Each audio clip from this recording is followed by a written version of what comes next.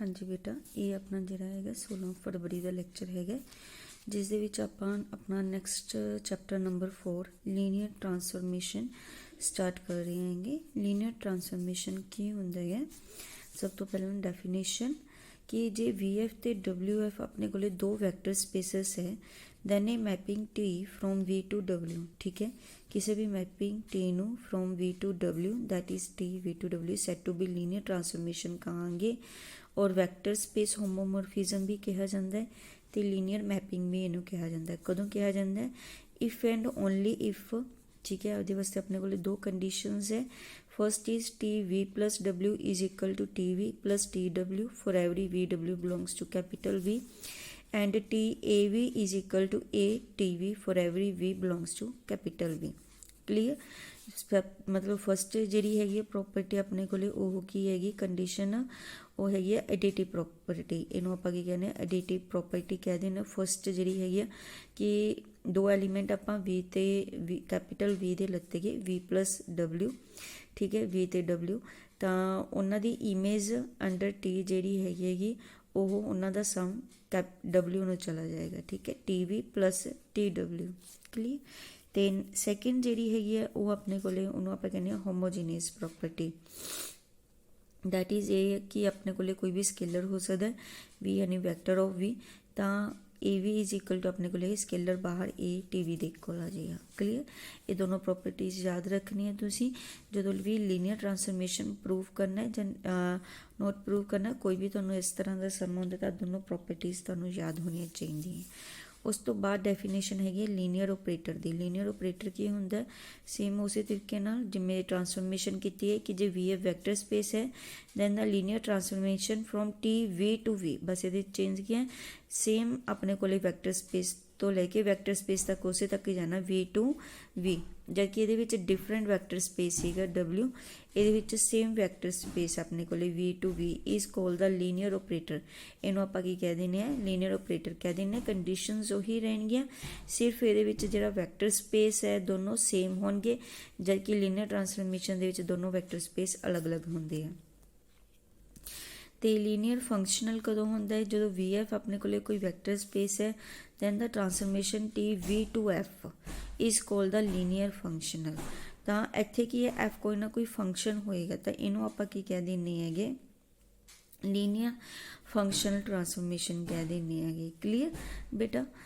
तीनों दे विच पता लग गया, ये दोनों वैक्टर स्पेस है अलग अलग वी टू डबल्यू, ये सेम वैक्टर स्पेस तो जो वैक्टर स्पेस है ना उदों लीनियर ऑपरेटर बन जाता है।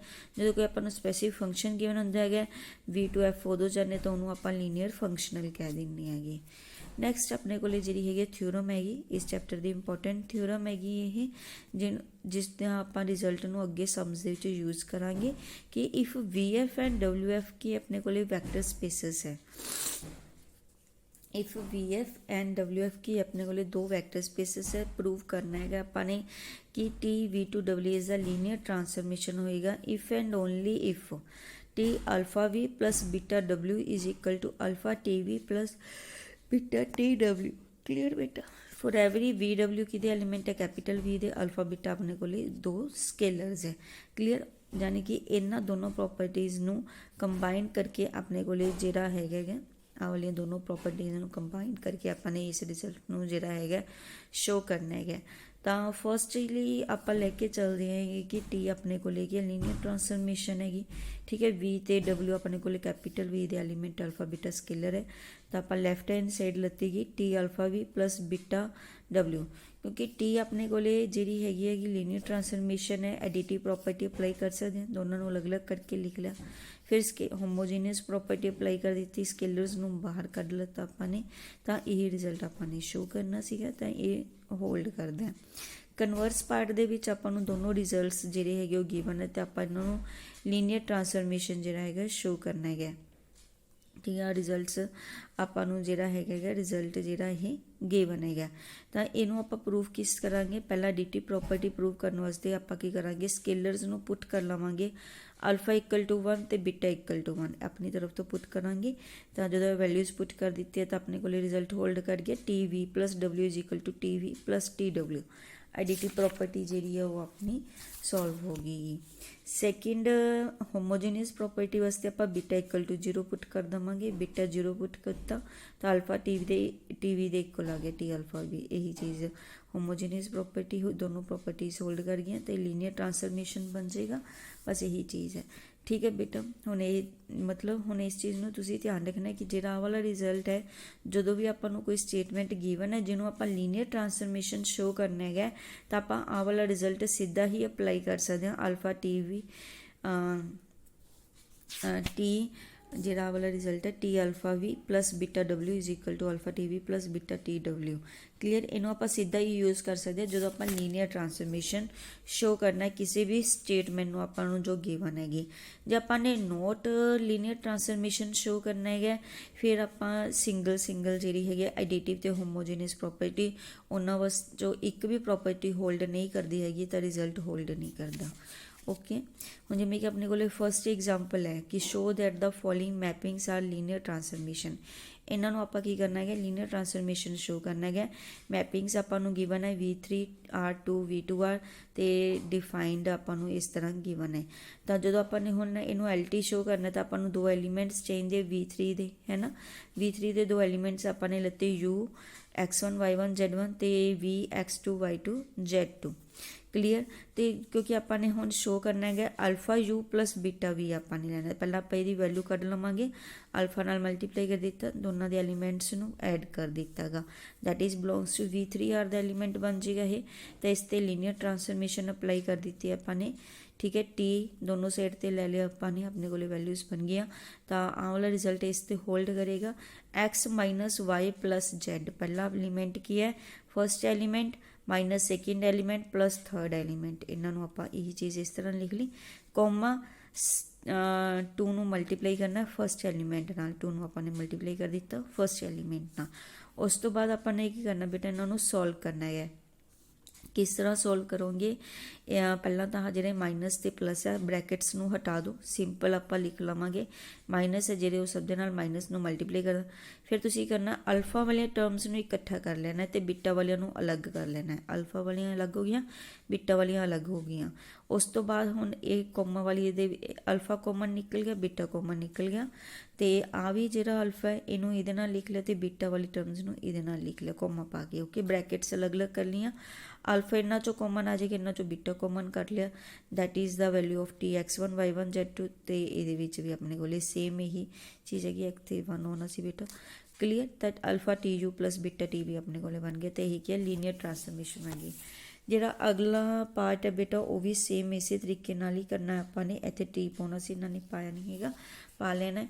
ये जस्ट एक कॉम्पलैक्स नंबर्स आप लैके चलने यू तो वी नूं, अल्फा यू तो बीटा वी दे उवें वैल्यूज़ लिख लिया। फिर टी वाला जो ऑपरेशन उन्होंने अप्लाई करके अल्फा तो बीटा दी वैल्यूज़ नूं अलग अलग कर लवांगे। ओके, सैकेंड एग्जाम्पल है जी, ये आपने शो करना है नोट लीनियर ट्रांसफॉर्मेशन। आपको मैपिंग्स गिवन है, इन्हों आप नोट लीनियर ट्रांसफॉर्मेशन शो करना। तो एक भी प्रॉपर्टी जो आप शो कर दी इन्हों होल्ड नहीं करती तो यह नोट लीनियर ट्रांसफॉर्मेशन हो जाएगियाँ। तो जिमें कि आपको फर्स्ट गिवन है, ठीक है, V3R2 V2R तो T XYZ is equal to Y bar 0 के इक्वल है, वाई मोड लो। ठीक है, तो ये वास्ते पहला V3R के आप दो एलीमेंट्स लवांगे U तो V। क्लीयर, V3R के दो एलीमेंट्स लते गए। पहला आप एडिटिव प्रॉपर्टी वास्ते चैक करांगे, दोनों नूं ऐड कर दिता गया, अपने को एलीमेंट बन गए that is belongs to V3R। इस अपने ट्रांसफॉर्मेशन अप्लाई की गई T U plus V is equal to आपने यू तो हाँ वाली वैल्यू इत्थे लिख दी आ। तो होल्ड की करता अपने को सैकेंड टर्म का मॉडलो, सैकेंड टर्म का मॉडलो कॉमा 0 आ गया। ये अपने को लैफ्ट हैंड साइड आ गई। सैकेंड राइट हैंड साइड की होंगे T U plus T V, अलग अलग सॉल्व करांगे। टी X1 Y1 Z1 तो टी X2 Y2 Z2 आ गया। अपने यही वाला रिजल्ट अप्लाई कर दिता Y1 तो Y2 जो इकट्ठा करिए तो Y1 बार प्लस Y2 बार, तो ये इकट्ठा होंगे, ये दोनों इक्वल नहीं होंगे है, आपको पता है। तो इट मीनस टी यू देखो does not hold for all real numbers ਵਾਸਤੇ ਇਹ ਇਕੁਅਲ ਨਹੀਂ ਹੁੰਦੇ ਤਾਂ it means left hand side is not equal to right hand side. जे एडिटिव प्रॉपर्टी नहीं होल्ड कर रही तो it is not linear transformation. Clear बेटा। सेम अगले भी दोनों पार्ट इसी तरीके नाल आपां ने करने। दो एलीमेंट्स लूँगे u प्लस v लत्ता गा लैफ्ट हैंड प्रॉपर्टी पहला अप्लाई कर देवांगे, ठीक है। एडिटिव प्रॉपर्टी का फिर राइट हैंड साइड सोल्व करांगे, दोनों इक्वल नहीं होणगे तो वो अपने को लीनियर ट्रांसफॉर्मेशन नहीं होगी। थर्ड पार्ट भी इसी तरीके नाल है। थर्ड एग्जाम्पल दे विच की आपां नूं वैक्टर स्पेस गिवन है p ओवर द पोलीनोमीअल। आपां नूं p की वैक्टर स्पेस है वो 4 पोलीनोमीअल्स ओवर r। आपां ने शो करना है mapping t p to r defined by T Q X is equal to this one and where Q one T की एक एनी फिक्सड पोलीनोमीअल है। इनू लीनियर फंक्शनल आपां ने शो करना है। सेम उसी तरीके नाल ही शो करांगे एफ एक्स ते जी एक्स, क्योंकि पी दे लैने पोलीनोमीअल्स है। एफ एक्स ते जी एक्स दो पोलीनोमीअल्स ले लिया आपां ने ओवर आर अल्फा बीटा दो स्केलर्स ले ले तो alpha F X plus beta G X belongs to P R हो जाएगा। तो T alpha F X plus beta G X ये आपां वाला रिजल्ट होल्ड कर देंगे, ठीक है। क्यू एक्स है तो इधर क्यू टी आ जाएगा, तो जानी कि एक्स की जगह तो आप टी लगा देवांगे। क्यू1 टी अपने को फिक्स ही है alpha F T plus beta G T, इन्हें मल्टीप्लाई कर लो क्यू1 टी नाल, दोनों अलग अलग कर लिया, ठीक है। इंटीग्रल अलग अलग कर लेंगे, अल्फा बीटा कॉमन आ गया, अपने को रिजल्ट होल्ड कर गया। क्लीयर बेटा। तो यही अपने को लीनियर फंक्शनल है। ईजी एक्सरसाइज है बेटा। तुसी 4th ए एक्सरसाइज इसी तरीके नाल लीनियर ट्रांसफॉर्मेशन ते नॉट लीनियर ट्रांसफॉर्मेशन शो करनी है। ईजिली तुहाडी ये एक्सरसाइज सॉल्व हो जाएगी, इनू ध्यान नाल कर लेना गा बेटा। अगली आपां अगले लैक्चर च करते हैं। Thank you.